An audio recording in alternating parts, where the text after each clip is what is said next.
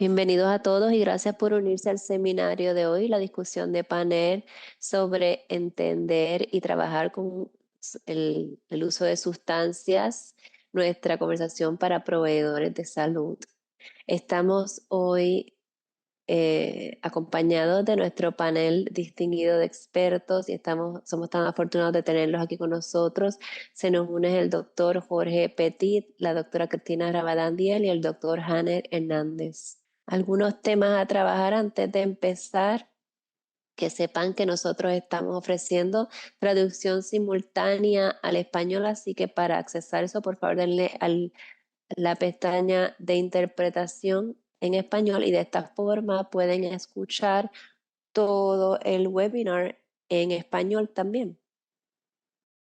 Durante el webinar de hoy, el webinar está siendo grabado y todos los participantes van a estar en mute y con las cámaras apagadas. Por favor, asegúrense que sus micrófonos, sus bocinas estén activadas y sus micrófonos apagados. Si tienen algún problema técnico, por favor envíen un mensaje al Hispanic and Latino Behavioral Health, que está el título que está en la cajita de chat. Ahí pueden poner cualquier pregunta a través del chat. Y si tienen alguna pregunta para los presentadores en sí, y esto va a ser importante para cuando entremos en la sección de preguntas y respuestas, pueden utilizar el tab de Q&A y ahí ponen su pregunta y podemos presentarle esas preguntas a los presentadores en el momento apropiado durante la presentación de hoy. También le vamos a estar enviando una copia de esta presentación a través de formato PDF por el chat. Una vez completen el webinar, por favor llenen la evaluación. Un enlace a esa evaluación va a ser compartido por el chat y también pueden escanear un código QR al final. De verdad que es importante para nosotros que completen esta evaluación para conocer más su pensamiento, sus ideas y otras sugerencias para otros entrenamientos y webinars que les interesaría ver en el futuro. Sus opiniones y son muy importantes para nosotros. Van a recibir un certificado de participación, probablemente le llegue como en una semana. Siempre verifiquen su folder de spam porque a veces termina llegando allá. Hablándoles un poquito sobre nuestro centro es el Hispanic Latino Behavioral Health Center for Excellence. Estamos aquí para avanzar y apoyar la sostenibilidad de la equidad en la salud mental, promoviendo un enfoque guiado por la cultural, centrado en la persona a través de varios caminos de recuperación y apoyo de recuperación para unas comunidades diversas, hispanas y latinas. Nuestro centro reconoce las complejidades que se asocian con el género y las identidades étnicas, al igual que el derecho de las personas de autoidentificarse. El centro utiliza el término latino para facilitar una lectura fácil y apoyar el respeto por el uso del lenguaje.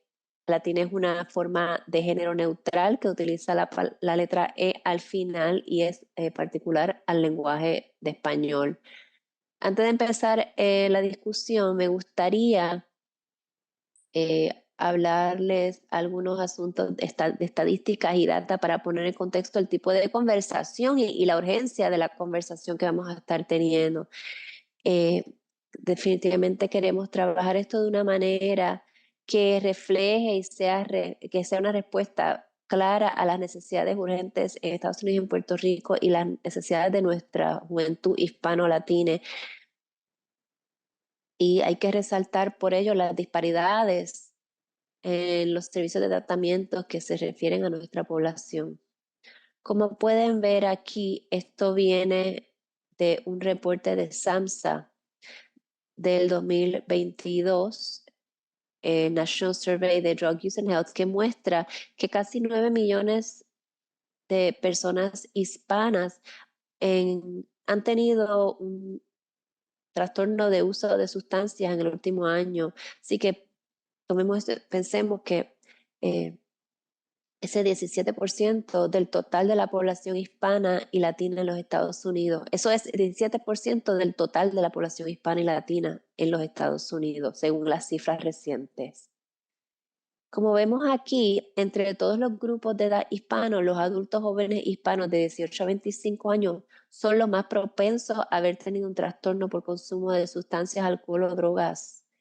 Y está representado aquí por las barras de color verde claro en la gráfica. Y eso es más de una cuarta parte de todos los adultos jóvenes hispanos y latinos en los Estados Unidos. En términos de uso pasado de drogas ilícitas y marihuana, los jóvenes adultos de 18 a 25 años son los más altos en términos del uso de drogas ilícitas y marihuana en el pasado año. Eso también está representado aquí por la gráfica, las barritas verdes.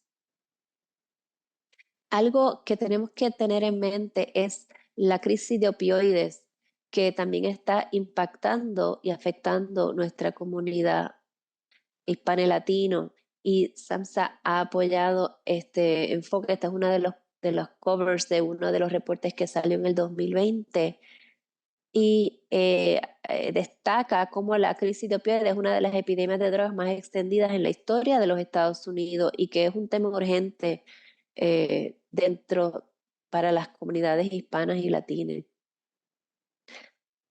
Vamos a asegurarnos de compartir el enlace a ese reporte para que pueden mirarlo y obtenerlo. Recientemente, lo que hemos visto, se ha observado un cambio demográfico en la epidemia, con unos aumentos dramáticos en el uso indebido de opioides y muertes por sobredosis entre las poblaciones hispanas, latinas, afroamericanas e americanas nativas de Alaska.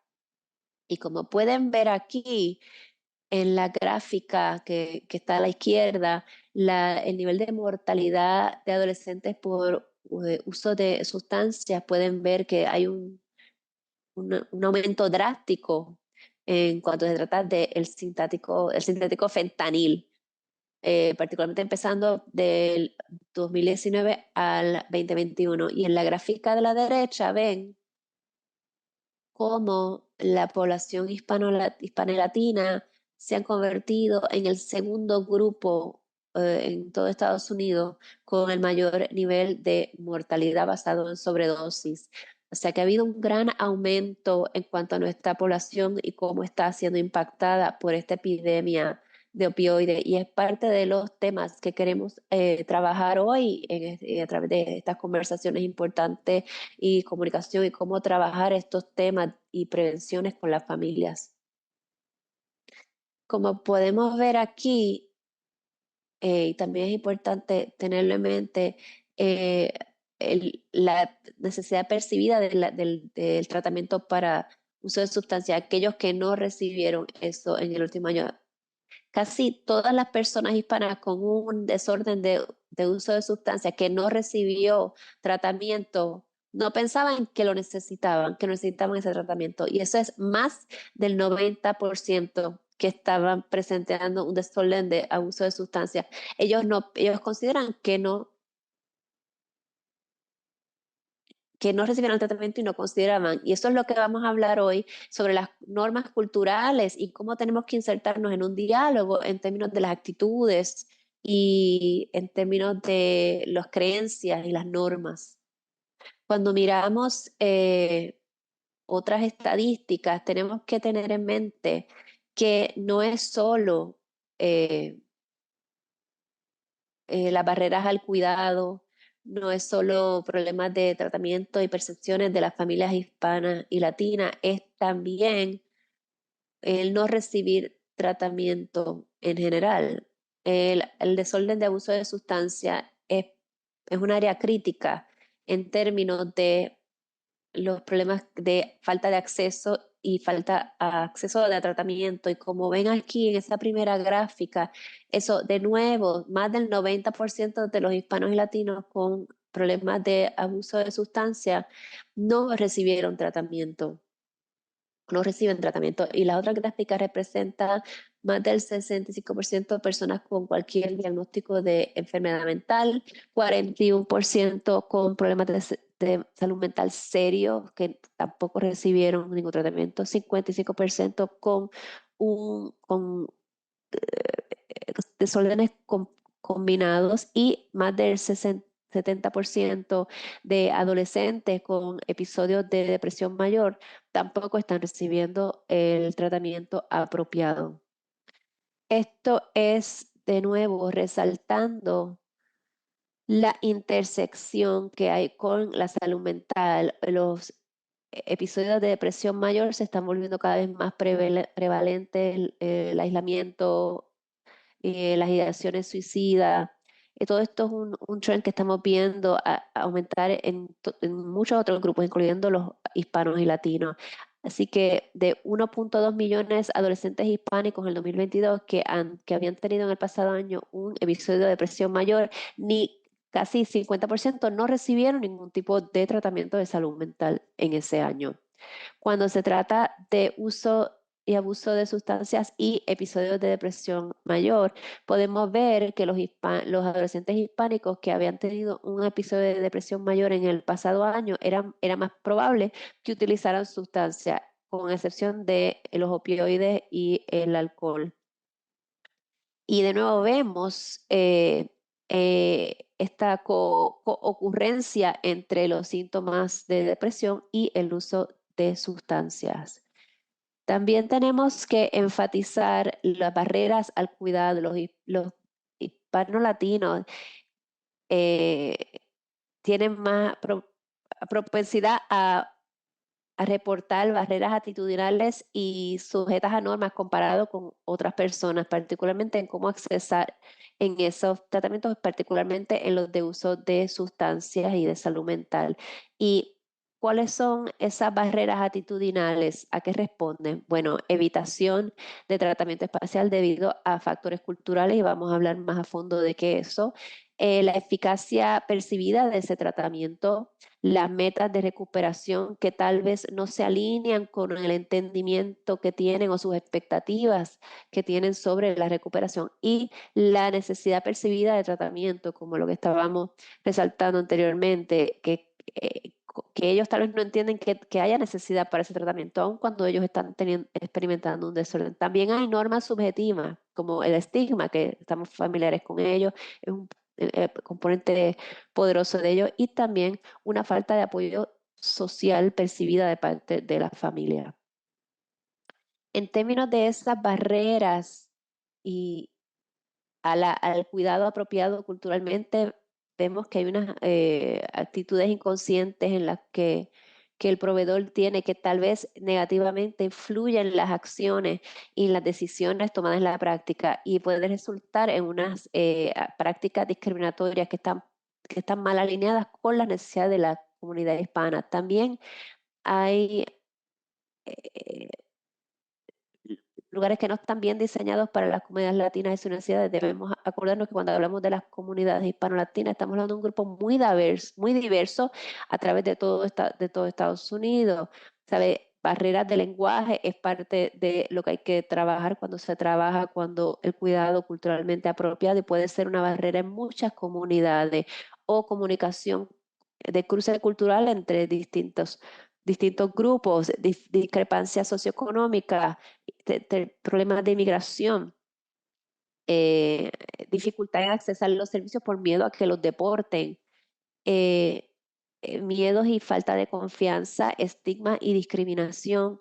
Por supuesto, la falta de diversidad dentro de los mismos trabajadores de salud mental, que es algo que nuestro centro está activamente tratando de ayudar a resolver, y la falta de acceso a estos modelos sensibles a la cultura. Debemos que estar también conscientes de la falta de conciencia que hay de las opciones disponibles. También esto es algo que influye sobre esa percepción de que no hay acceso.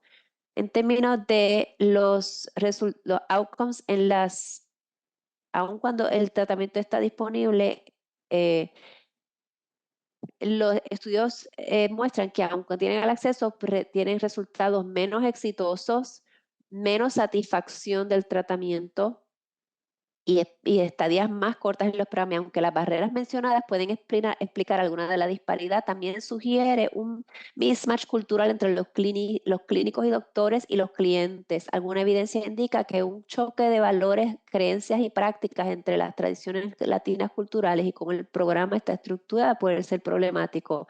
Y parte de la conversación también que vamos a estar teniendo hoy es sobre maneras de trabajar estas áreas en términos de un cuidado culturalmente apropiado, y esos espacios y esas y esa mismatch que pueden suceder entre los proveedores y las familias y los jóvenes con quienes están trabajando. El estigma, como mencionamos algo que es importante reconocer y por qué es importante en términos de los servicios proveídos. Bueno, porque el estigma puede reducir la disposición a buscar ayuda profesional, puede causar eh, no querer ir a tratamiento, puede limitar acceso a salud, a vivienda y a trabajo, puede disminuir el autoestima y puede afectar las relaciones personales en un tiempo cuando más las necesitan.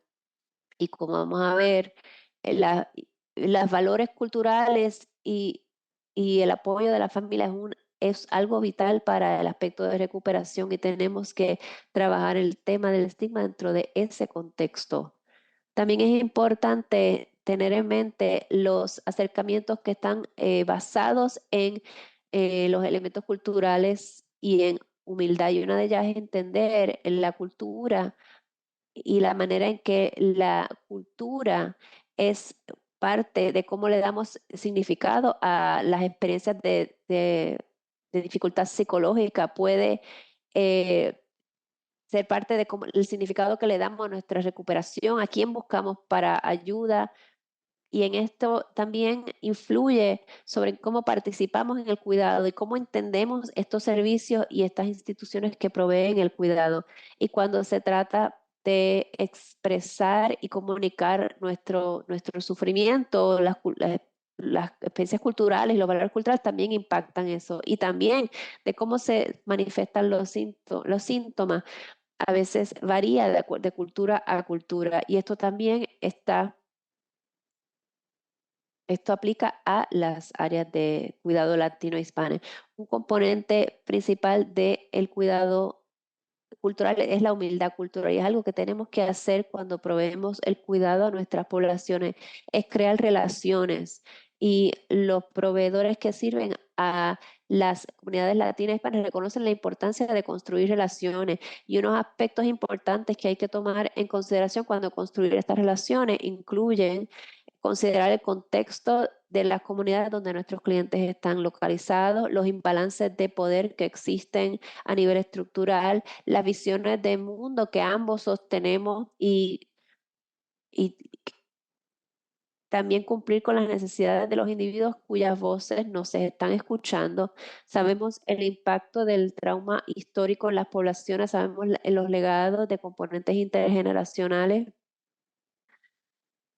cómo el uso y abuso de sustancias puede estar atado a esto. Así que tenemos que tener una humildad cultural y una curiosidad y un interés en las identidades culturales de nuestros clientes cuando se trata de cuidado responsivo a los elementos culturales. Vamos a recordar que hay unos caminos infinitos a la recuperación y esto es lo que debemos tener en mente en términos de proveer servicio y que está representado aquí por esta gráfica. Sabemos que hay múltiples maneras, historias y caminos para el proceso de recuperación del síndrome de abuso de sustancia y eso es algo que también hay que respetar y valorar la diversidad a los acercamientos a el cuidado. Antes de que vayamos a los panelistas, por favor, recuerden que reducción de daño salva vidas y esto es recuperación y recuperarse es reducción de daño. Esto nos puede ser un paso importante para un proceso de recuperación más sano y seguro. Ahora quisiera entonces presentarles a nuestros panelistas hoy. En este momento les dejo con la doctora Cristina Rabadán. Gracias, doctora Rabadán, por estar aquí con nosotros. Y entonces quiero que por favor se presente y muchas gracias. Gracias por invitarme para poder trabajar un problema grande. Esto es una manera, ¿verdad? Este es el momento de presentarnos, pero yo soy farmacéutica y científica que llevo más de 37 años en los Estados Unidos. Cuando vine a los Estados Unidos no hablaba inglés, no conocía a nadie, así que me tuve que reinventar de una manera u otra. También soy una profesional de la salud pública con más de 25 años de experiencia en el gobierno federal y también tuve el privilegio de ir a el Instituto Nacional de Salud para ser directora de allí. Eh, Llevo muchos años trabajando allí y he trabajado en muchos de los países de donde vienen estas poblaciones hispanas y latinas que viven en los Estados Unidos y he tenido las oportunidades de trabajar con estas comunidades. Lo que es más personal para mí es que soy una persona que ha sido afectada por esta crisis de opioides aproximadamente hace 5 años, en junio 13 del 2019, mi hijo mayor Jonathan tenía 28 años y murió de una sobredosis de opioides. No nos lo esperábamos, había síntomas ahí que no reconocimos y luego de eso yo cambié mi vida. Así que me he dedicado mi conocimiento y mi expertise a trabajar con las comunidades y lo combino con conocimiento personal para compartir con todos ustedes y con otros sectores para traer concienciación a las comunidades y empoderarlas a trabajar con esta situación en sus comunidades. Está también entonces mi comunidad y también es un placer y me emociona mucho ser parte de esta conversación. Muchas gracias por invitarme. Gracias, Cristina. Buenas tardes, gente buena. Mi nombre es Ania Hernández. Quiero agradecer al National Center por invitarme a estar en este panel y para colaborar. Yo soy de Puerto Rico, vivo en Massachusetts. He trabajado en el campo de la salud por los últimos 36 años. He trabajado en ambientes ambulatorios, ambientes hospitalarios, con enfocado en el trastorno de uso de sustancias y eliminando las disparidades y la equidad y la inequidad. Entre otras cosas, ahora mismo soy el supervisor clínico del North Citizens Council de Massachusetts, dos de las poblaciones más grandes de puertorriqueños en los Estados Unidos están ahí. Y también damos servicios de VIH y de hepatitis. También soy el director del programa de fuerza laboral para el programa latino y los servicios de adicciones en el estado de Massachusetts y estamos replicando eso con las poblaciones africoamericanas. Y también he ido por a través del país aprendiendo de gente como ustedes que están haciendo un buen trabajo. Así que les quiero agradecer por estar aquí hoy, por unirse hoy y quiero que sepan que tengo más letras luego de mi nombre. Soy un certificado en consejeros de adicciones aquí en Massachusetts y también tengo un grado además del doctorado que lo obtuve en prisión. Soy una persona que lleva mucho tiempo en recuperación. Yo también tuve problemas de adicción a drogas y alcohol y comencé mi camino cuando era muy joven, mi camino hacia la recuperación y he estado en conocimiento con las necesidades de las personas jóvenes y las necesidades de las familias en las comunidades.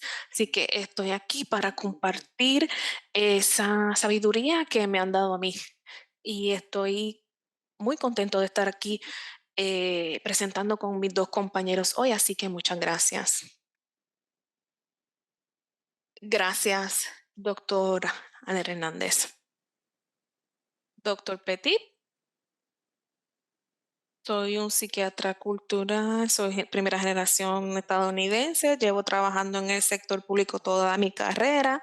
Mi enfoque siempre ha sido aumentar el acceso a servicios, especialmente a esas comunidades que reciben menos servicios. Quiero agradecer al centro, a su equipo Eric y a mis colegas por todo el trabajo que hacen. Estoy contento por este panel hoy. Gracias, doctor Petit. Ahora, por favor, vamos a movernos a trabajar, ¿verdad? Más en el contexto de esta conversación. Así que comenzando con esta primera pregunta, yo estaba pensando que probablemente el doctor Hernández Puede hablar de aspectos importantes de la comunicación cultural, reconociendo la influencia de las creencias culturales en cuanto al abuso de sustancias en las familias hispanas y latinas, como los proveedores de servicio pueden tener unos acercamientos sensitivos para crear confianza e involucrar a los padres y a los jóvenes en discusiones sobre el abuso de sustancias, adicciones y eh, salud mental. Gracias por la pregunta y nuevamente gracias por la oportunidad de participar. Creo que esta pregunta está centrada en quiénes somos como proveedores, que estamos interesados en trabajar con personas que han sido impactadas por el uso de sustancias y por las condiciones mentales. Quiero comenzar diciendo que este trabajo requiere trabajar diferentes áreas. Número uno, quiénes somos como proveedores que traemos eh, a la mesa. Lo primero es que en las diapositivas que presentaron en cuanto a la humildad cultural como un enfoque, me parece que muchos de ustedes presumo que saben eh, y no escucharon hablar de competencia, de conocimiento cultural, porque eso lo que hace es que presume que nosotros sabemos todo lo que tenemos que saber sobre un tema específico. Y aunque eso sí se relaciona con la cultura, no hay manera que nosotros podamos saber todo lo que implica una cultura específica y mucho menos una cultura que no es la nuestra. Así que humildad cultural, ¿qué es eso en términos de quién soy? Eso requiere que nosotros como proveedores, que queremos dar un servicio de calidad, no es solamente acceso, es calidad de servicio, que hagamos una introspección sobre quiénes somos, cuáles son mis prejuicios, cuál es mi punto de vista del mundo, cuáles son mis niveles de privilegio y qué yo traigo, qué yo contribuyo.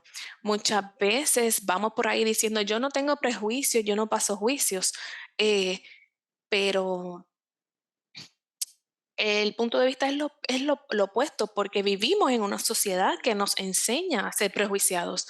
Así que si hacemos una introspección, lo primero que tenemos que hacer es pensar en quiénes somos. El otro lugar donde debemos mirarnos a nosotros mismos es en cuanto a las organizaciones.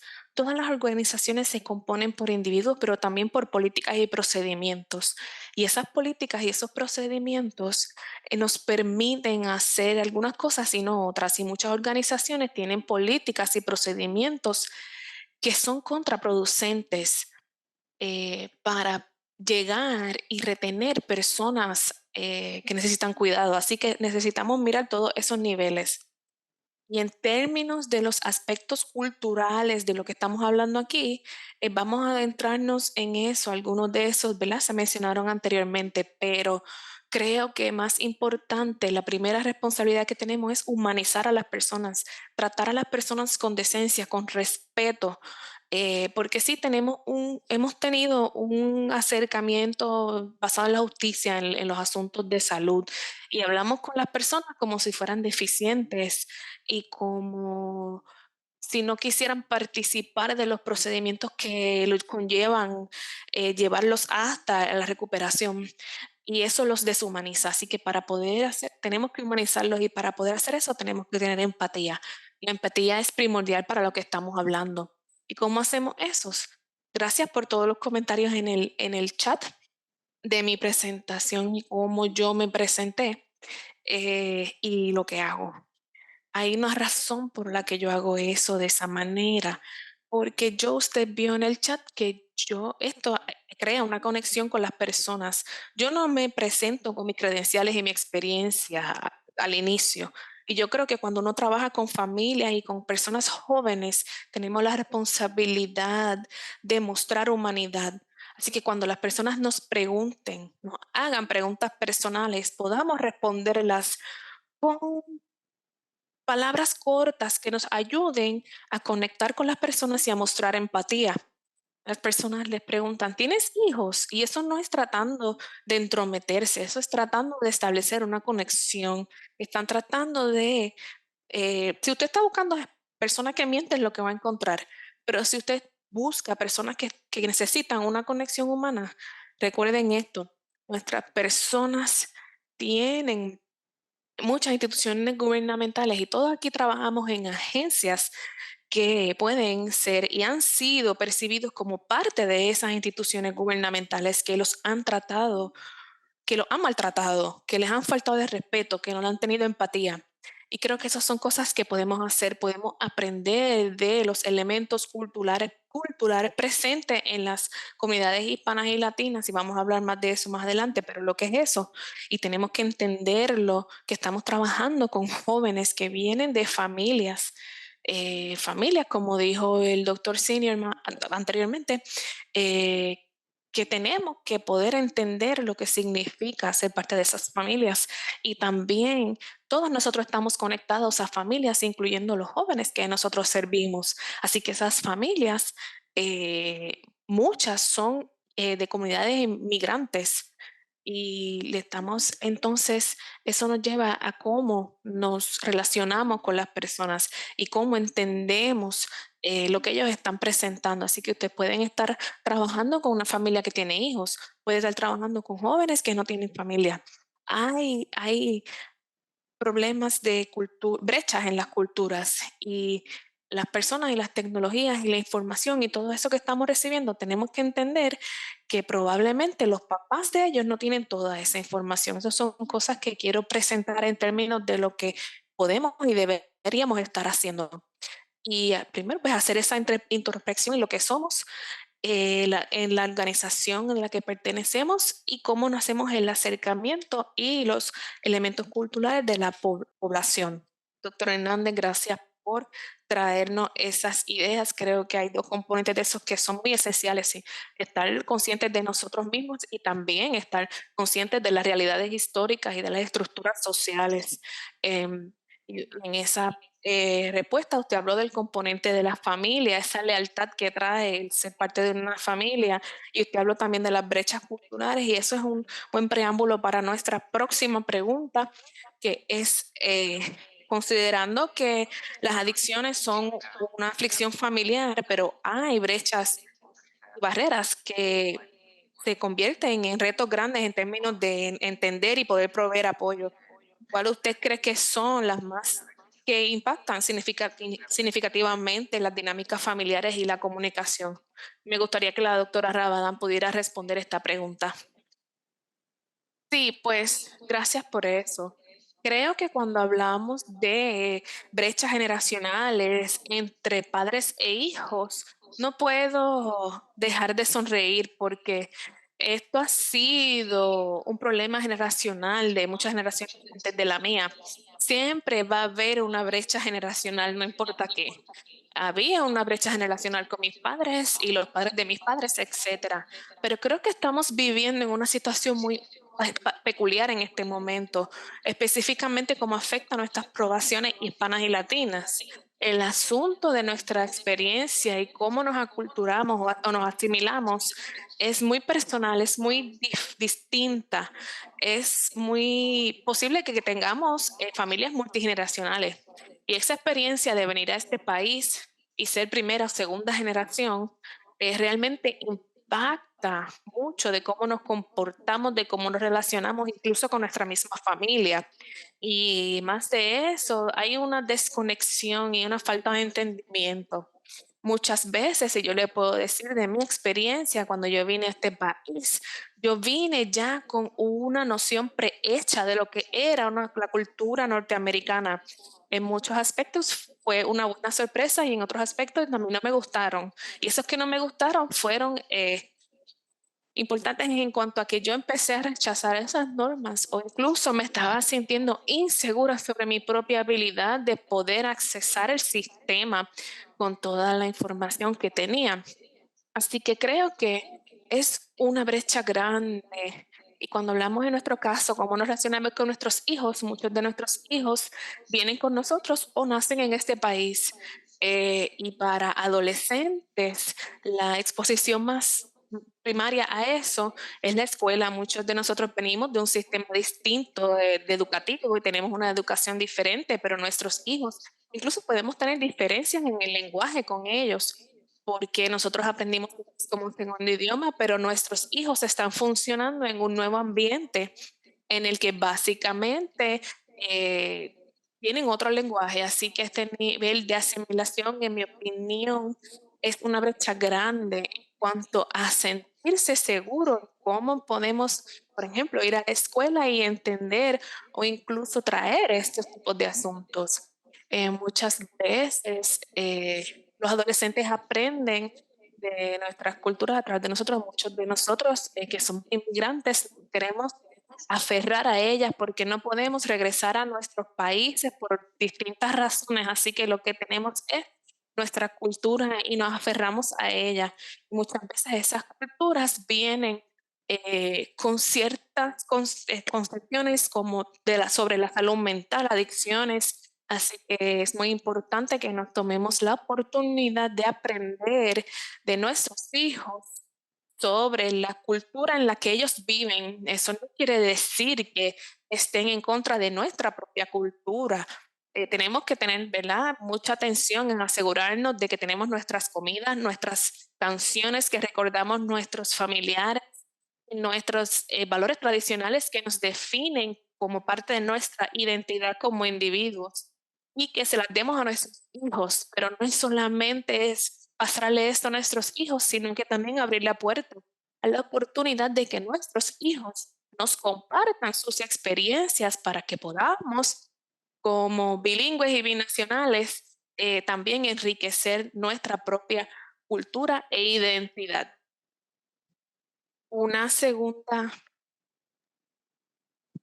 Otro aspecto es la brecha tecnológica que existe. Yo les podré decir que mi hijo, Jonathan, ya tendría 33 años ya y mi hijo más joven tiene 31. O sea que yo me crié en un ambiente donde básicamente no había tecnología. Esto fue antes de las computadoras, de los celulares.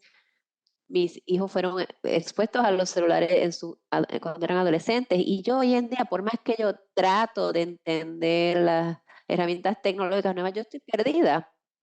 Yo básicamente no puedo manejar Facebook y bueno, puedo manejar Facebook, pero es lo único. Pero si me hablan de TikTok o Snapchat o hasta Instagram, todavía me da trabajo poner imágenes. Y la única razón que estoy en Instagram es porque mi hijo Alex, de 31 años, le gusta poner fotos ahí de su vida y es la única manera que sé lo que está pasando en su vida. Pero la realidad es que nuestros teenagers y adolescentes están ya utilizando mucho la tecnología en sus vidas, siempre están conectados a su teléfono. Hasta las escuelas están utilizando la tecnología para dar acceso a la información y los currículos. Y y eso es muy bueno, pero desafortunadamente esa falta de conocimiento que nosotros tal vez tenemos en cuanto a identificarnos con con el medio ambiente de nuestros hijos, eso es una barrera inmensa y desafortunadamente la tecnología no solo ha traído los beneficios que sabemos nos trae, pero también ha aumentado el riesgo de ellos tener un acceso mucho más fácil a las sustancias, a diferencia del que teníamos nosotros en nuestra generación, debido a estas herramientas. Hace unos pocos años yo me enteré de que había una parte del Internet que era el dark web, que yo no sabía ni que existía y ni mucho menos de cómo accesarla, y es ese acceso fácil a ciertas áreas de la tecnología que representan de nuevo una barrera, el nosotros no entenderlo. ¿Cómo es esa comunidad? ¿Por qué pueden estar en el mismo espacio y jugando videojuegos? Eh, Aunque y parecería que están hablándose a sí mismos. Yo creo que eso para mí me creó mucha inseguridad y me contribuyó a yo estar en negación sobre el desorden de abuso de sustancias de mi hijo. Y lo que me gustaría mencionar es que aunque esos dos componentes, lo que he mencionado, que son la aculturación, la asimilación y esta brecha tecnológica, quiero ofrecer o sea, todo esto nos ofrece una oportunidad de ser parte de la vida de nuestros hijos, en lugar de decir, ay, no, yo no soy tecnológica, yo normalmente, yo puede que diga eso a menudo y la realidad es que de verdad es cierto, yo no tengo el gene de la tecnología, pero siempre estoy bien, doy la bienvenida con aquellas personas que sí conocen más. Y la razón es porque si yo hago lo que yo hago, que es tratar de ayudar a las comunidades y la familia, esta es parte de su realidad. Y pues no estaría siendo justa si no por lo menos trato de educarme al respecto. Y volviendo al tema de la humildad, yo tengo que ejercer la humildad porque yo no sé, yo no conozco el lenguaje y esto abre, más que ser una amenaza o una brecha, una barrera a nosotros trabajar con esas familias, vamos a tratar de afirmar y conocer y buscar una manera de compartir con ellos cómo es su mundo, cómo ellos ven el mundo a través de estas pantallas y estas cosas, estas otras plataformas de social media que yo no conozco. Gracias. Creo que esos puntos que usted trae son tan relevantes y también la aceleración que creo que ha surgido luego de la pandemia, donde esta dependencia en los medios sociales y nuestra tecnología también ha sido bien significativa. Así que gracias por traer esos componentes a la conversación. Me gustaría ahora moverme, creo que doctor Petit, si quiere mencionar algo sobre esta pregunta. Yo solo quería elaborar sobre lo que dijo mi colega. Es bien importante pensar dentro de un contexto mayor. El, el desorden de abuso de sustancias y las personas que tienen este desorden todavía tienen un estigma significativo, aún dentro de la industria de salud mental.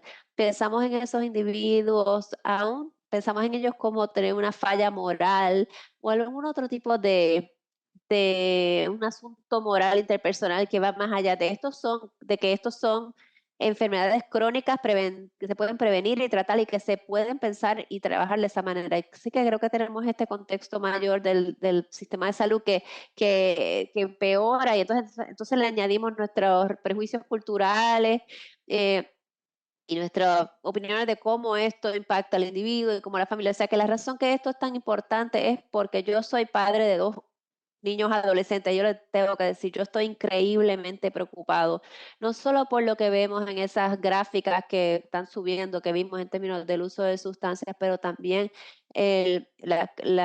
los sobredosis de opioides, porque mis chicos están por ahí y ellos han sido criados en Nueva York y ellos han salido de la pandemia, están en los medios sociales y fentanil, que es el mayor culpable de la sobredosis y que es increíblemente potente y ellos o sus amigos pueden ser expuestos sin darse cuenta y tener una sobredosis sin darse cuenta.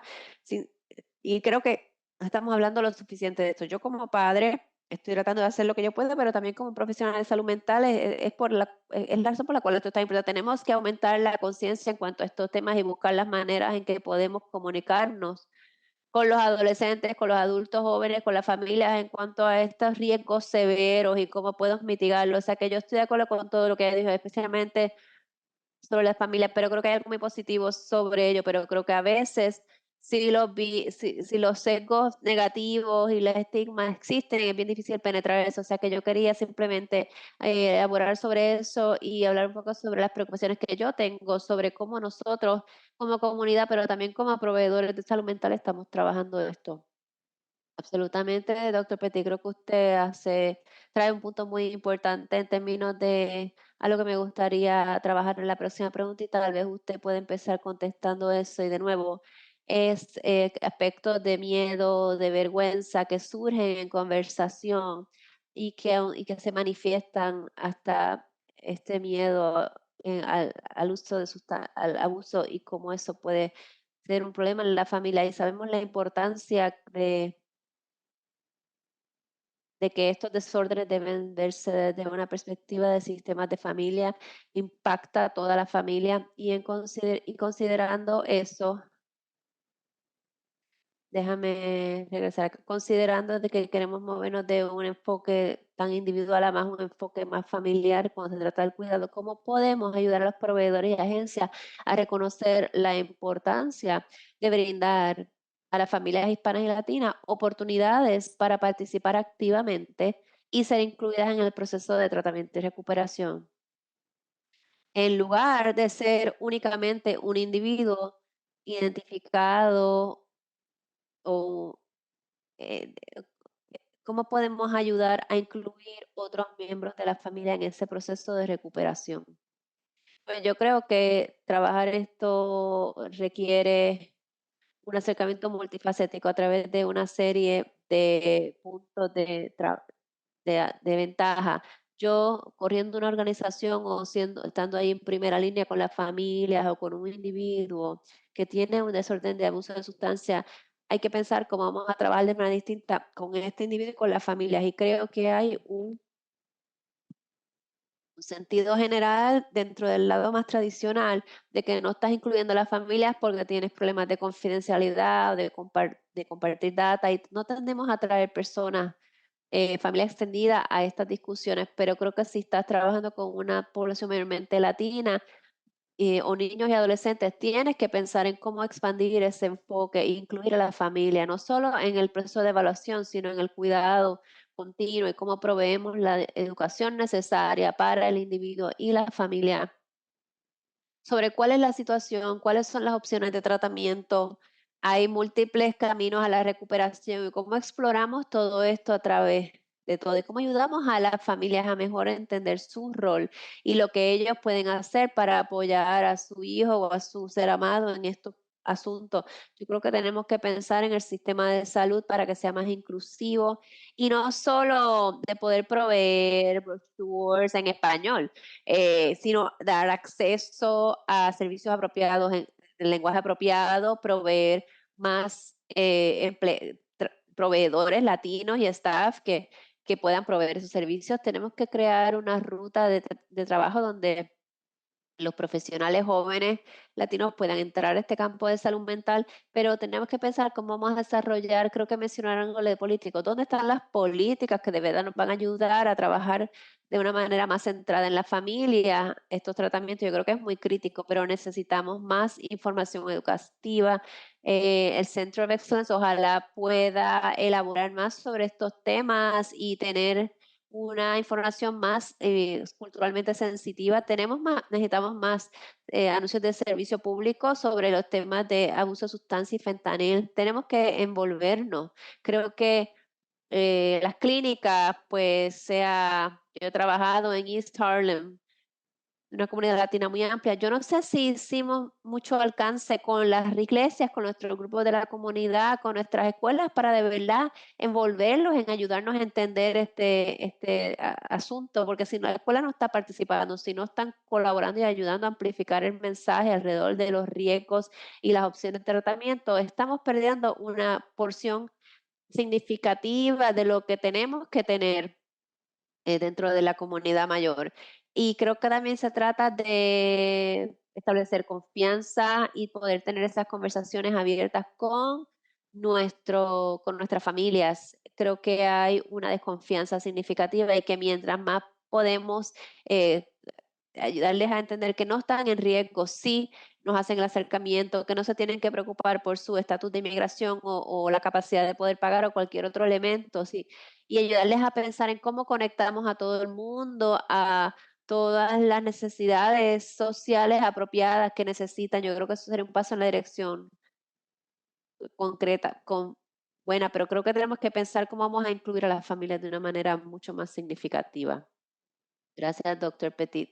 Estoy escuchando unos componentes muy importantes como servicios en lenguaje apropiado y acceso, expansión, desarrollo, retención de la fuerza trabajadora, particularmente esa fuerza trabajadora que es responsiva culturalmente y, ¿verdad? Enfocada en escuchar y atender a la comunidad latina y los individuos con quienes trabajamos. Así que, de nuevo, regresa a este aspecto de confianza, apertura y de ser genuinos. Creo que lo que usted mencionó mucho eso, ser genuinos en los lugares donde los hispanos y latinos asisten, eh, y circulan y cómo viven.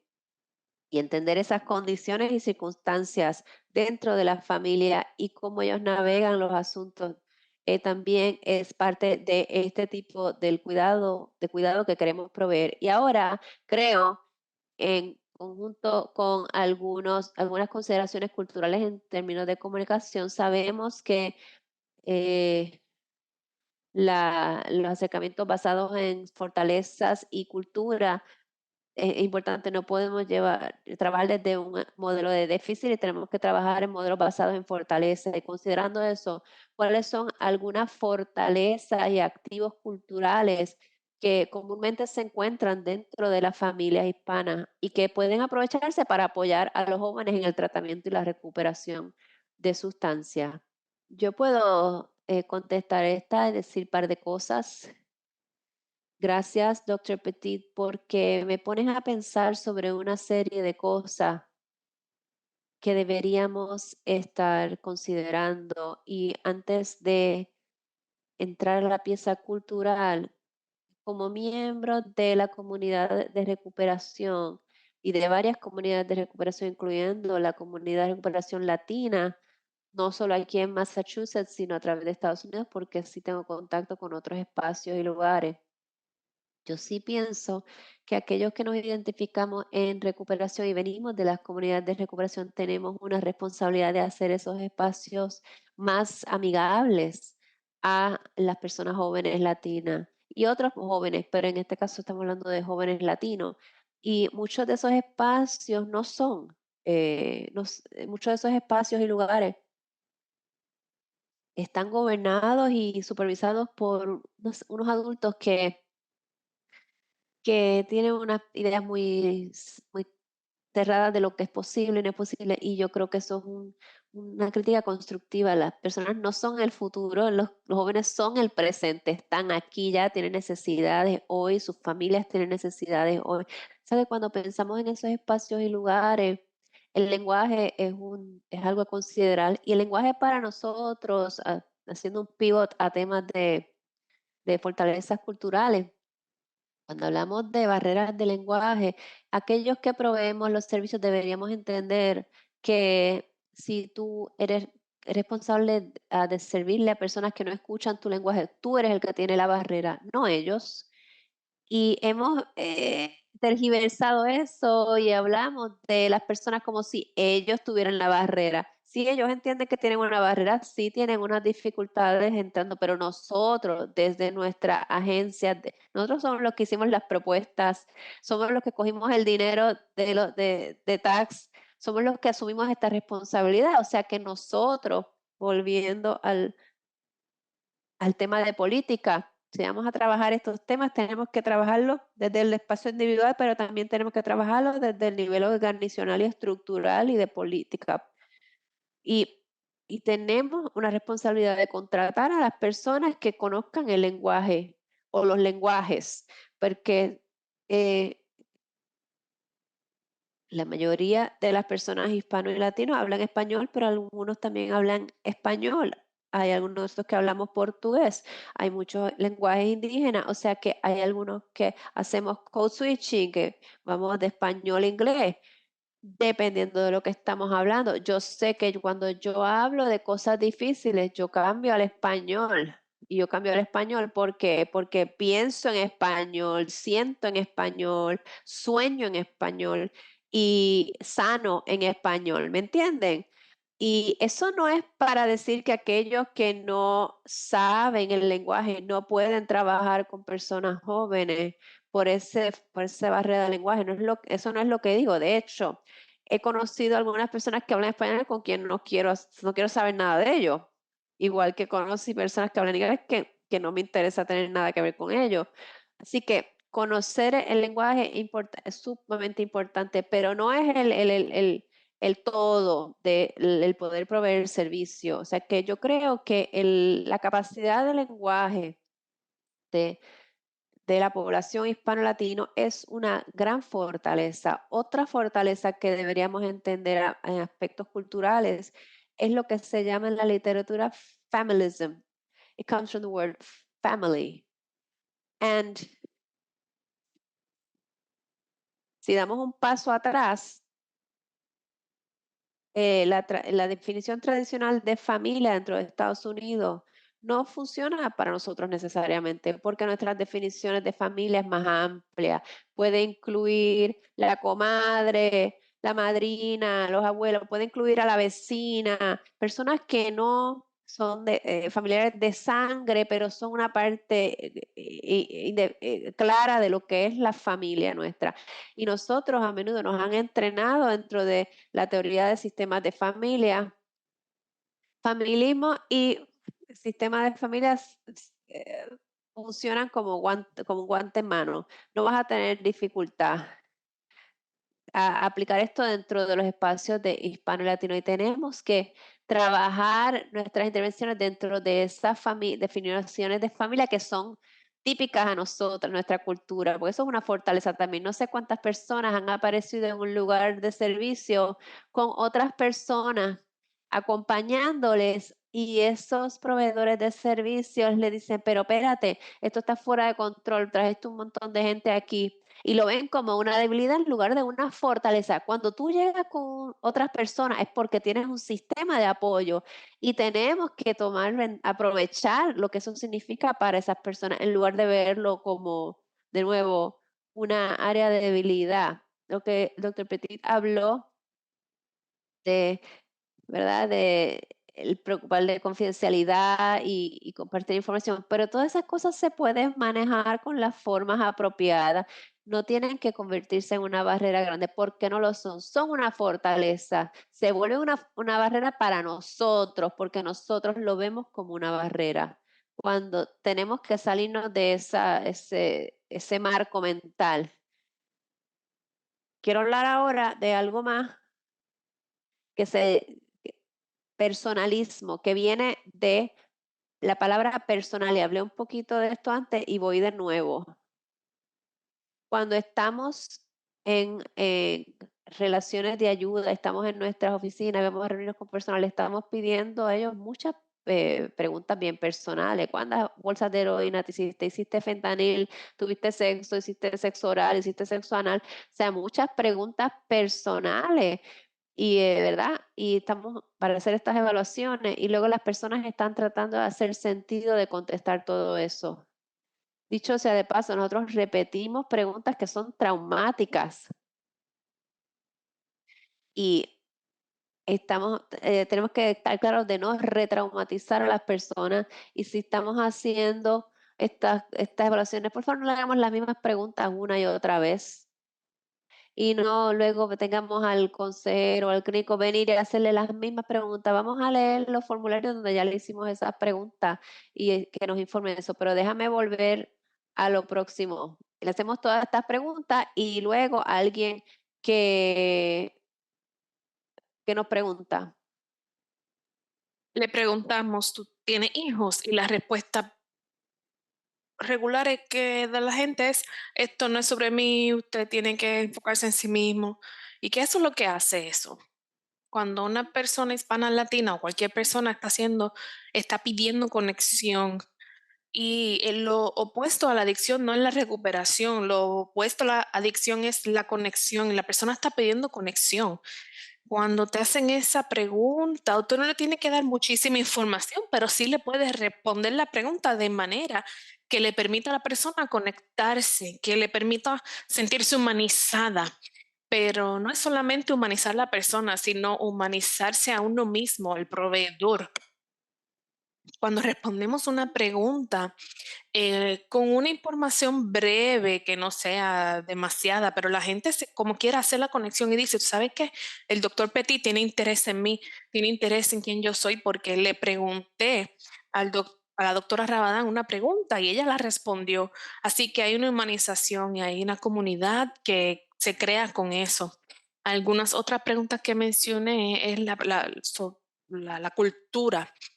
en cuanto a las personas hispanas y latinas, y ese es nuestro énfasis en la conexión. Las familias están más inclinadas a hacer algo cuando las cosas están impactando el colectivo, cuando las cosas están impactando a los jóvenes. Así que ese énfasis en el colectivo es en una oposición directa a lo que nos han enseñado en Estados Unidos sobre responsabilidad personal a las personas, y deja de quejarte. Esto no es sobre eso, esto es sobre traer a la gente de manera responsable y estamos para y por el colectivo. Hay aspectos culturales, eh, y les recomiendo a ustedes que salgan de sus oficinas. Tenemos que salir de nuestras oficinas. Nuestros sistemas están diseñados a que tú vienes donde mí, hablamos y después controlas a tus hijos y nos vemos cuando nos veamos. Y después te veo por cierto tipo de tiempo porque necesito tiempo para hacer mis notas. Eso es un sistema que tiene eh, problemas. Si queremos conocer a nuestras comunidades, tenemos que salir de nuestras oficinas. Hay eventos de deportes, de actividades culturales. Tenemos que envolvernos con la comunidad para aprender de la comunidad y sobre la comunidad. Y estos son comunidades diversas en las que, ¿verdad? Es lo último que voy a decir antes de volver al formato. Es que hay una diversidad muy grande entre nosotros, pero no todos somos mexicanos, no todos somos puertorriqueños, no todos somos cubanos. Somos muy diversos y usted ve la información y ve la diversidad, ve los datos y ve que eso viene, esto está contando además las personas de color y está contando las personas blancas, pero sí, los mexicoamericanos es la mayor población, seguida por los puertorriqueños y después los demás, pero tenemos que salir de nuestras oficinas porque tenemos que aprender quiénes están en nuestra comunidad, no pintarlos con una brocha todos iguales, porque tenemos muchas similitudes, pero tenemos muchas diferencias que tenemos que tomar en cuenta. Y sí, prestarle atención al censo y utilizarlo para hacer nuestras proyecciones. Nos gusten o no, la demográfica está cambiando y han estado cambiando desde que llegaron los europeos a este país. Y queda de nosotros aprender a entender quiénes son las personas y cuál es esta demografía y sus aspectos culturales. Tenemos aspectos culturales que tenemos en común, pero tenemos muchos que son diferentes. Y siempre recuerden que muchas personas no cruzaron las fronteras los cruzaron a ellos. Yo soy ciudadana estadounidense porque eso fue impuesto en los puertorriqueños con la invasión de Puerto Rico por los Estados Unidos. Texas, Nuevo México, California, Colorado, todos fueron parte de México, así que tenemos que pensar esas necesidades de esas personas y cuáles son esos elementos culturales. Discúlpeme porque me extendí un poco, pero soy muy apasionado en este tema porque estamos hablando de nuestra gente, estamos hablando de nuestras personas. Gracias, doctor Hernández. Creo que ser apasionado es parte de ser genuino y es parte de ser humano, así que eso es lo que estamos tratando de presentar hoy, así que gracias, gracias. Ahora, moviéndonos a nuestra próxima pregunta, que creo que todavía es un componente de ese proceso muy humano y real, que es el tipo de cuidado que queremos acercarnos. ¿Cómo los profesionales de la salud pueden transmitir mejor la información sobre los aspectos médicos y de salud mental, el abuso de sustancias, incluyendo los signos de adicción y los riesgos de sobredosis a los padres y a los jóvenes de la comunidad latina hispana? Permítame, creía que esa era mi pregunta, pero puedo comenzar y después, Jorge, pues, por favor, puedes añadir. Yo he estado pensando mucho en lo que el doctor Hernández ha dicho, porque creo que podemos ver que en todas estas preguntas volvemos a el concepto fundamental que realmente están impactando cada una de las preguntas y cada una de las situaciones. Así que vamos a hablar sobre el último comentario sobre que somos un grupo muy diverso. Y esto es muy cierto. Evidentemente nuestras experiencias, nuestros países de orígenes, E incluso la manera en la que hablamos español es muy diversa, pero creo que yo lo llevaría un paso más allá. No es lo mismo ser una persona de origen mexicano que vive en Texas a ser una persona de origen mexicano que vive en, no sé, en la zona urbana de Chicago, por ejemplo. Así que creo que tenemos que estar muy conscientes también de que el hecho de que estamos supuestamente etiquetados como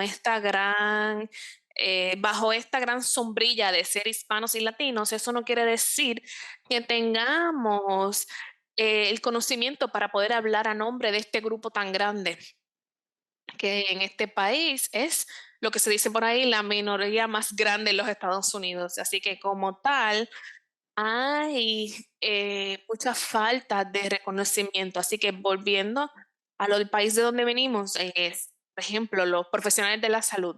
Es importante que reconozcan que el hecho de que ellos pueden encontrar a alguien de un trasfondo latino en cualquier lugar que lo puedas encontrar, eso no quiere decir que usted sabe, que usted ya sabe.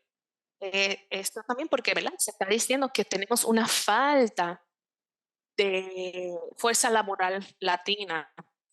Así que en muchas oficinas puede que no tengan una persona que tenga un trasfondo latino, que eso también es un reto porque no tienen esa humildad cultural ni ese conocimiento cultural. Eh, no es que le tengan que tener una clase de deben tener un conocimiento básica que les permita establecer una conversación con estas personas y de ahí y eso sería la confianza. La confianza es la base de todo. Y no es que yo conozco mejor esta comunidad que otra y que eso me pone a mí en una situación en la que yo me puedo ganar esa confianza. Sí puede ayudar, pero lo que necesita es poder hacer esas preguntas personales que el doctor estaba diciendo y empezar por ahí. Esto es una oportunidad para los profesionales de la salud para poder también aprender de sus pacientes y de su comunidad sobre cómo interactúan con la comunidad en particular.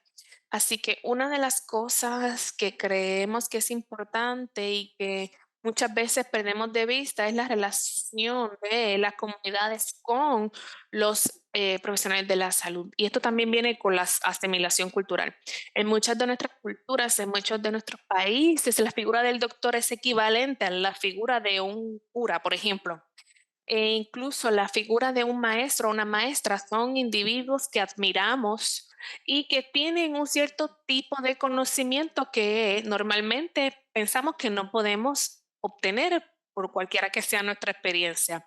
Evidentemente, mientras más tiempo llevamos aquí, mientras se ha movido el mundo, eso ha ido cambiando, pero ya no es tan grande como antes, pero en mi experiencia es que muchas veces los individuos se acercan a los profesionales de la salud con esa noción prehecha de que probablemente no voy a entender lo que me va a decir, pero y no me siento cómoda para hacer preguntas. Así que eso es algo que es un asunto importante en cuanto a nuestra comunidad. A veces tenemos miedo de que nos perciban como personas que no saben cuando realmente no nos damos cuenta que el conocimiento está, nosotros conocemos nuestra familia mejor que nadie, conocemos nuestros hijos mejor que nadie, conocemos la dinámica familiar mejor que nadie. ¿Cómo le damos esto al profesional de la salud? Eso es importante. Como profesional de la salud, creo que es importante que no solamente traigamos este sentimiento de confianza y respeto, sino que también tratemos de entender la dinámica familiar. Así que si hay una persona o un individuo, un joven, que se sospecha que probablemente use alguna sustancia, podemos hacer algunas otras preguntas sobre cuál es la razón, por ejemplo, no solamente trabajar el uso de sustancias, sino ver cuáles son las situaciones y los factores que puedan contribuir en el ecosistema de esa persona o en el ecosistema de esa familia que está llevando a ese individuo o ese adolescente a usar las sustancias. Es que creo que es muy importante, en mi opinión, que los profesionales de la salud comiencen a utilizar esto como un asunto clínico, como un asunto de salud pública y no como un defecto de personalidad. viendo esto como una enfermedad, porque la adicción es una enfermedad y los trastornos de uso de sustancias tienen diferentes realidades, hay diferentes términos, pero la adicción realmente tiene que tener algunos de los síntomas, por ejemplo, que lo cualifique como una enfermedad, pero la realidad es que cuando dice diabético, usted puede comenzar a ser diabético. Usted tiene factores de riesgo. Usted puede tener prediabetes antes de que sea diabético completamente. Ahora, cuando tenemos un hijo, por ejemplo, que tiene asma o que está prediabético, el doctor nos ayuda a entender cuáles son los síntomas que debemos hacer en caso de que veamos un ataque de azúcar baja o que veamos que tiene problemas respirando. Así que es bajo la misma compasión, bajo la misma claridad que nos guía a lo que los padres deben hacer cuando un hijo tiene cualquier tipo de condición o enfermedad, debemos tratar esto de la misma forma. Así que yo realmente no puedo enfatizar lo suficiente la importancia de traer esto a una conversación médica y no como un defecto de personalidad. Por favor, mantengan presente que muchas de nuestras familias están trabajando con estas nociones que ya tenían de pues, que pueden ser creencias espirituales, religiosas, que también influyen en cómo vemos esta enfermedad y cómo vemos a nuestro ser querido. Y creo que finalmente otro asunto que es importante que los profesionales de la salud reconozcan lo que se está diciendo sobre lo que está pasando en los casos.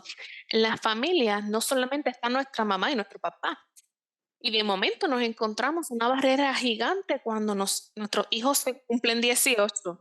Y creo que esas son conversaciones que tenemos que primeramente tener con las familias.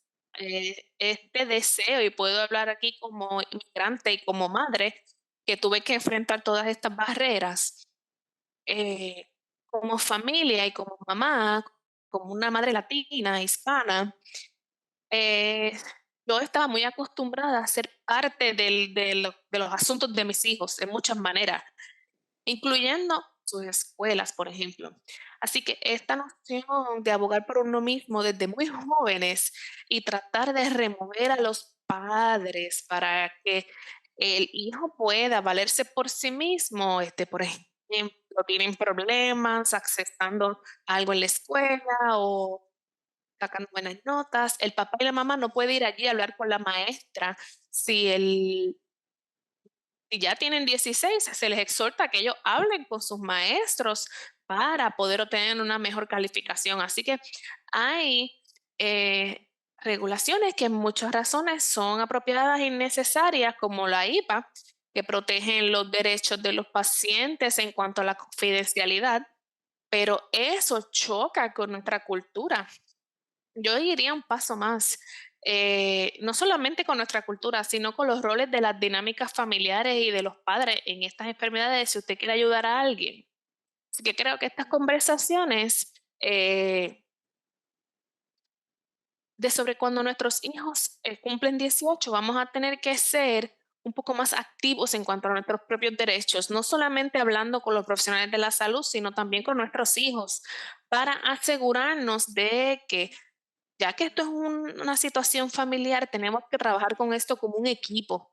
Y sí, hay regulaciones, pero estas regulaciones pueden circundirse para ayudar al hijo. Si el papá dice, yo quiero tener, si el hijo dice, yo quiero tener esta conversación con mis padres, o yo quiero tener esta conversación con quien sea, en el momento en que esa persona da consentimiento para tener estas conversaciones en la presencia de los padres o de los familiares, entonces esto se convierte en una conversación de equipo.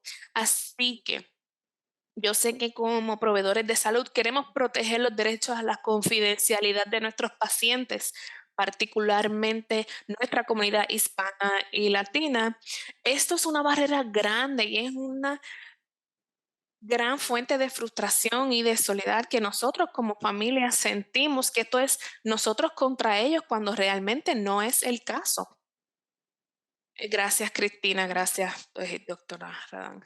Creo que en ese momento en cuanto al tiempo, queremos moverme a una de nuestras últimas preguntas porque creo que algunas de las cosas que hemos hablado ahora no es solamente entre usted y nosotros, tenemos que hablar de las experiencias porque es parte de la conexión, como dijo el doctor Hernández. Tenemos que mencionar y tenemos que poder conectarnos y a veces eso viene a través de compartir y hablar de aspectos de nuestra vida que se relacionan con esos de nuestros pacientes o clientes. Así que en el interés de eso, y podemos comenzar con el doctor Petit, antes de que comencemos, le voy a decir a todos que vamos a tener una corta sesión de preguntas y respuestas, así que si tienen preguntas para nuestros presentadores, por favor, vayan enviándolas a la pestaña de preguntas y respuestas.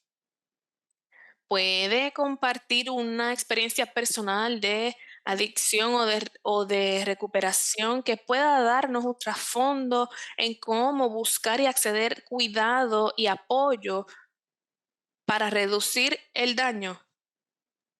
Creo que lo que he escrito aquí, creo que he tenido mucha suerte en cuanto a mi propia participación con las familias en este tema, pero creo que atando un poco los temas de cultura y fortaleza, creo que algo que es necesario es que aumentemos la conciencia que hay sobre estos temas y creo que eso, la manera que yo lo he hecho como padre, ¿verdad? Yo tengo los dos sombreros, el de padre y el de psicólogo, y lo trabajo sobre mesa, ¿verdad? Mientras cenamos, que cenamos casi todas las noches, estamos sentados y hablando, y ellos le llaman mi serie de sermones, pero yo ahí aprovecho y traigo temas que me parecen relevantes, sobre todo tipos de fobias, de egoísmos o temas de sexualidad y de drogas, y hablamos sobre estos temas. Y por más que ellos a veces me miran los ojos por ello, yo creo que mientras más podamos crear conciencia sobre estos temas, y luego con amistades lo hago,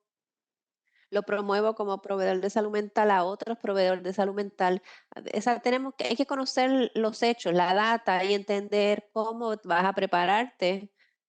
Estos son, o sea, todo esto estos casos que vemos que estamos tratando de ayudarles a prevenir en todos los planos y tú sabes, yo traigo ejemplos de, y le digo, si van a estar por la calle deben tener esto. Ay, pero yo no uso drogas y mis amigos no usan drogas. Bueno, pero ten este EpiPen y ¿sabe?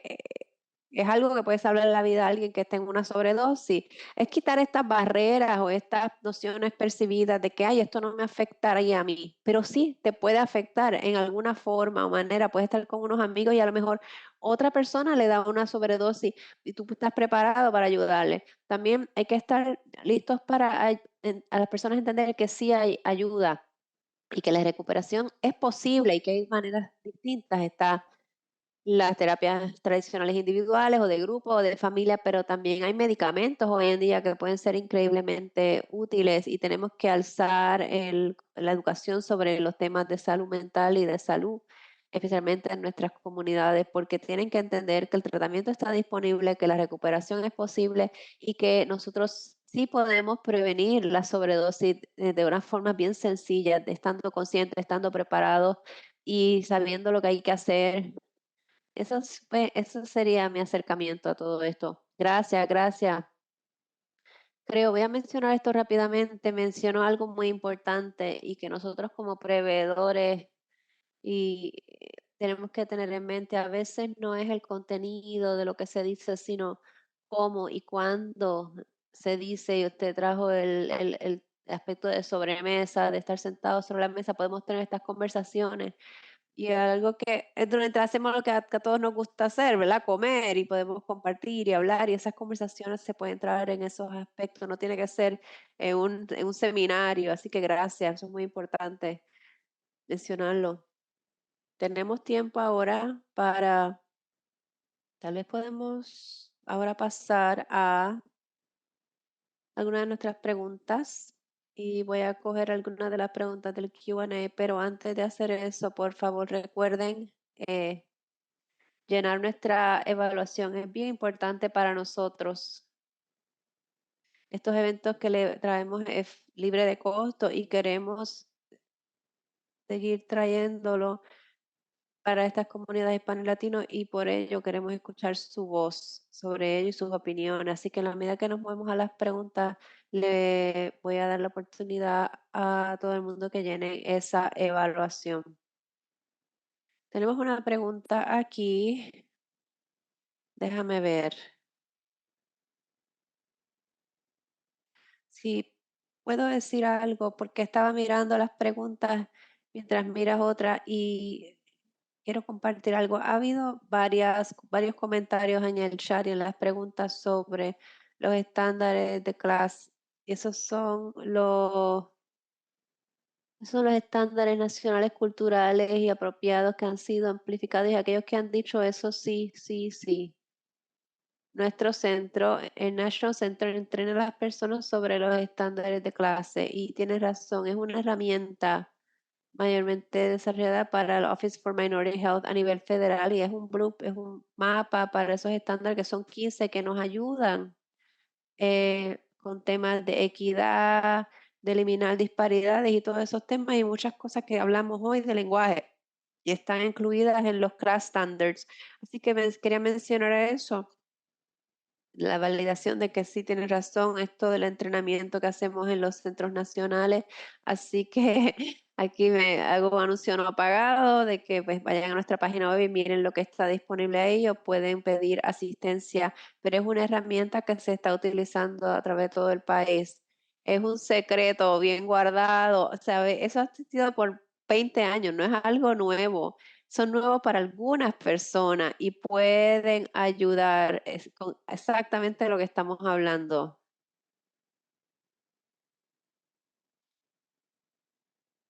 ¿Hay alguna oportunidad de yo hacer un comentario breve? Porque no se ha hablado de esto. Hemos hablado del tema del estigma y creo que cuando hablamos del tema del estigma pensando en estigma estructural o el estigma que viene de otros, especialmente ahora con el campo de reducción de daño en la medida que tratamos de ayudar a estos individuos que ya utilizan drogas a decirles no, no hay juicio aquí, pero creo que otro estigma el cual no hemos reconocido y que en su importancia el autoestigma. Y no creo que no nos damos cuenta cuánto el individuo con un desorden de abuso de sustancia de verdad está sufriendo y a menudo muchos de ellos están sufriendo en silencio. He aprendido esto desafortunadamente de la peor manera cuando ya Jonathan tenía una adicción severa y tratamos de trabajarlo. Su autoestigma era la barrera mayor para él no aceptar tratamiento, no se identificaba con eso. Han enseñado las estadísticas sobre ellos. Vimos cuántas de las razones y los problemas que hemos visto en nuestras comunidades es el hecho de que no me veo como que tengo un problema y que no creo que necesito tratamiento. Y lo que a menudo no se reconoce es el sufrimiento que acompaña al individuo. Y aquí es donde eh, en vez del juicio hace falta la compasión, buscar otras maneras de juntarnos a todos en ser voces, pero también compartir nuestras experiencias. Tenemos que compartir con los individuos que están sufriendo estas enfermedades, que están enfermos, que los amamos, que estamos ahí para ellos y tratar de romper no solo el estigma estructural, pero su propia percepción de sí mismos para empoderarles a buscar ayuda y aceptar ayuda. Gracias. Creo que ese aspecto de autoestigma y autopercepción se ata con el tratamiento que estamos hablando y lo que hemos hablado hoy aquí, y es conectar, compartir y estar abiertos y empáticos en esos momentos.